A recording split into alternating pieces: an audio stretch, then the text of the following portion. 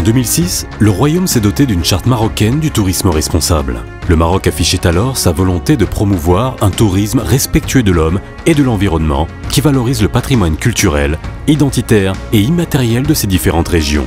Un tourisme créateur de richesses et de valeurs.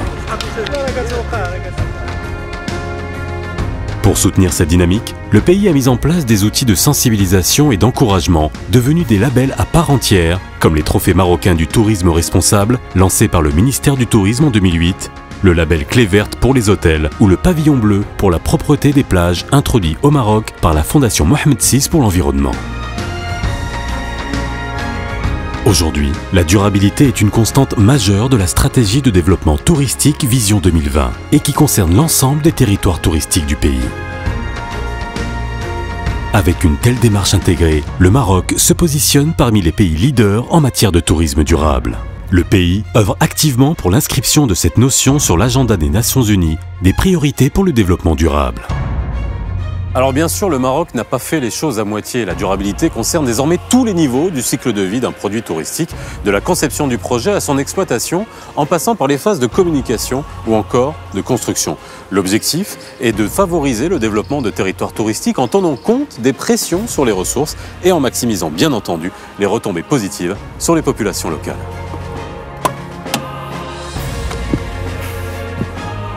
Et vous allez le voir avec nous, du nord au sud, des opérateurs touristiques s'engagent et de nombreuses initiatives de tourisme durable se concrétisent tous les jours.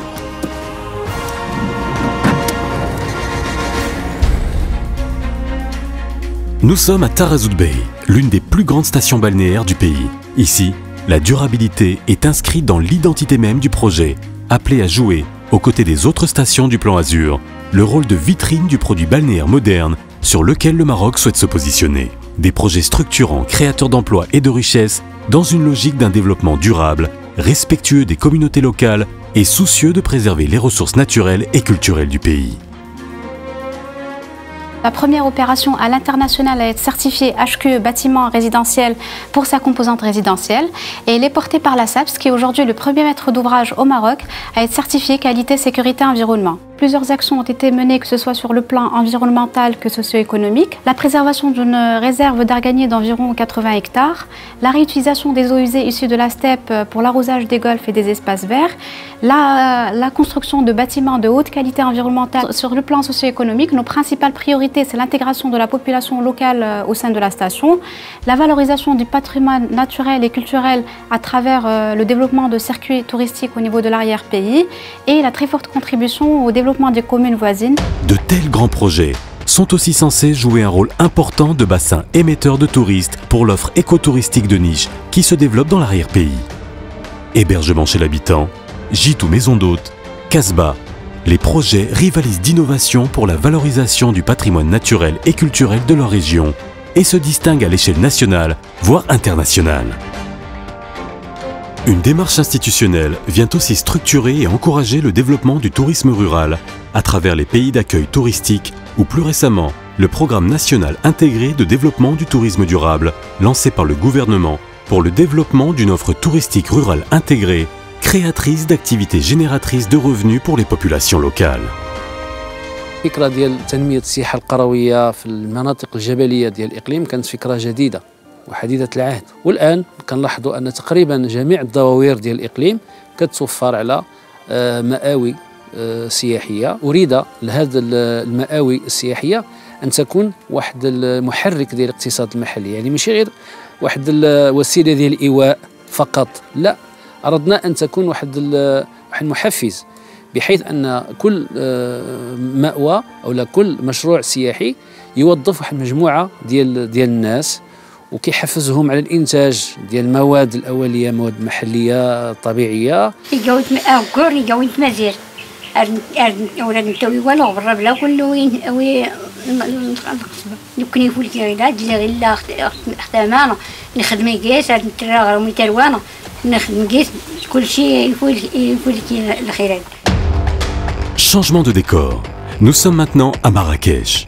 Lors de ces dernières années, la ville ocre est devenue une destination golfique internationale.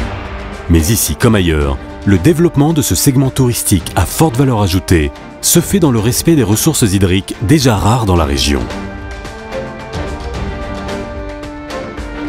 Grâce à un partenariat public-privé exemplaire, Marrakech s'est doté d'une station d'épuration des eaux usées qui permet d'arroser 8 golfs de la ville en plus de la Palmeraie, objet elle aussi d'un ambitieux programme de sauvegarde.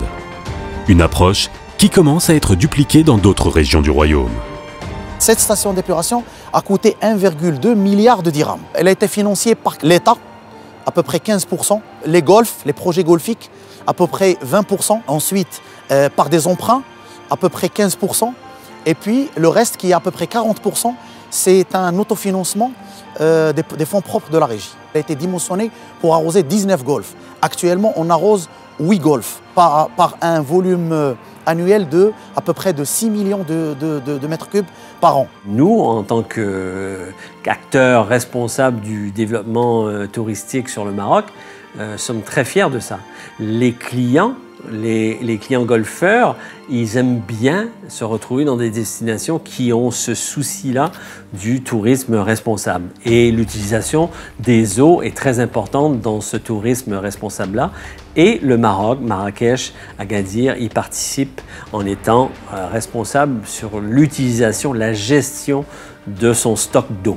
L'impact, il est double. Il est sur l'environnement et il est sur le cadre de vie des Marrakechis. On dépollue 100% des eaux usées qui sont rejetées dans le réseau. Pour l'environnement, 1 million de mètres cubes économisés, c'est l'équivalent d'une alimentation en eau potable de 30 000 habitants.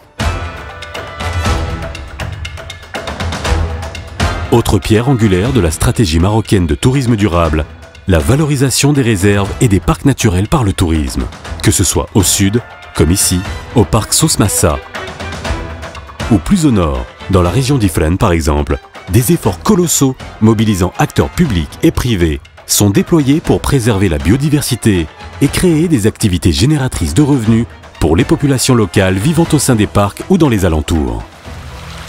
Après la Turquie, le Maroc, c'est le pays qui recèle le plus de diversité biologique dans l'ensemble du bassin méditerranéen. Nous, il y a une stratégie qui a déjà identifié quels sont ces points chauds en termes de biodiversité au niveau du territoire national, répertoriés au nombre de 154 sites d'intérêt biologique et écologique. Cette stratégie repose sur 3 points essentiels. Il y a la conservation, tout d'abord. Le deuxième point, c'est qu'il faut aménager, il faut équiper ces sites-là. Mais le troisième point, c'est la valorisation. Et l'écotourisme constitue une activité assez importante en la matière. La composante culturelle est tout aussi fondamentale dans la conception marocaine du tourisme durable. Tout au long des 15 dernières années, de grands festivals et moussem ont vu le jour dans les 4 coins du pays.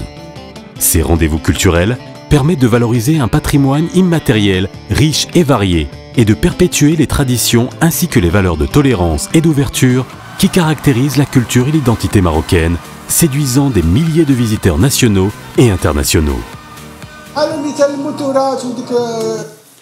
Une attention grandissante est accordée pour le développement d'un tourisme urbain, vecteur d'amélioration de l'environnement touristique et du cadre de vie du citoyen. Plus de 60 villes du royaume ont récemment signé une charte à cet effet où la durabilité occupe d'ailleurs une place extrêmement importante.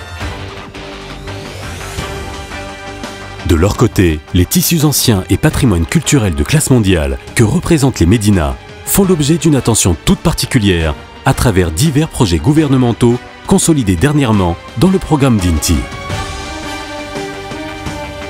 Des petits ateliers pour les artisans, et c'est là où il y a la grande masse d'activités génératrices de revenus. Il y a beaucoup de programmes qui ont été lancés, qui ont été réalisés, qui apportent de l'aide aux artisans, soit par le fait de réhabiliter leur lieu, soit le fait de les aider dans la formation, dans le marketing, dans la labellisation. Aujourd'hui, dans ce lieu qui est si je me permets de dire, un grand centre commercial qui va ouvrir, Inch'Allah, dans quelques jours, dans lequel il y aura des artisans de grande renommée, il y aura des petits restaurants, il y aura des activités culturelles et aussi des services pour les touristes. Aujourd'hui, tous les territoires du pays sont concernés par cette dynamique du tourisme durable. Des confins du Sahara au littoral méditerranéen, en passant par les Rqsour et les Casbahs de l'Atlas, qui font l'objet d'un ambitieux programme de rénovation et de valorisation. L'ensemble des acteurs de la chaîne de valeur touristique sont impliqués, encouragés en cela par une batterie de mesures incitatives, réglementaires, de formation et des outils de reconnaissance comme les trophées ou les labels, inscrits dans le cadre d'un programme national intégré. Je pense que nous pouvons être fiers de la contribution du Maroc pour faire reconnaître le tourisme durable comme un réel levier de développement au niveau international. Aujourd'hui, le tourisme durable prend sa place au niveau des objectifs de développement durable du millénaire qui viennent d'être adoptés par les Nations Unies. C'est 10 ans de mobilisation du Maroc et de présence au niveau de toutes les instances internationales qui ont été mises en place pour promouvoir le tourisme durable, que ce soit dans le cadre du groupe de travail international pour le tourisme durable qui a été issu du processus de Marrakech, ou bien le partenariat mondial pour le tourisme durable que nous avons présidé d'ailleurs de 2013 à 2015. Moi je dirais, si je devais résumer notre défi, je dirais que c'est le changement d'échelle. Pour changer en fait la perception du tourisme durable comme étant juste l'affaire d'une niche, un tourisme de niche, mais faire en sorte que dans la perception de tout un chacun, tout le monde se sente concerné par le développement d'un tourisme durable, aussi bien les producteurs de l'offre touristique et les acteurs de la chaîne de valeur que le consommateur lui-même et le touriste. Vous l'avez vu, la mobilisation de tous ces acteurs a initié une belle dynamique citoyenne et responsable. Plus que jamais auparavant, le Maroc s'engage résolument sur la voie du tourisme durable.